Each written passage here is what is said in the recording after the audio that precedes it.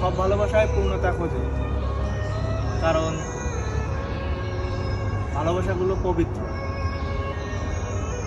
কিন্তু সেই পবিত্র ভালোবাসাগুলা সব পূর্ণতা পায় না। কেন? বাস্তবতার কাছে। যেমন বাস্তবতা দেখেন গেল যে কারোর ফ্যামিলির সমস্যা, কারোর টাকা পয়সার সমস্যা, এই জন্য কিছু কিছু ভালোবাসা পূর্ণতা পায় না, কিছু কিছু ভালোবাসা থেমে যায়।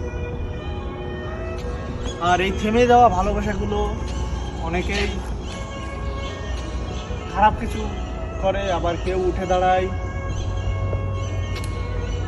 সব মিলিয়ে ভালোবাসা পবিত্র,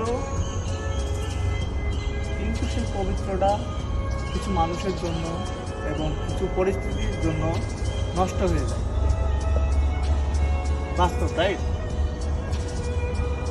ধন্যবাদ।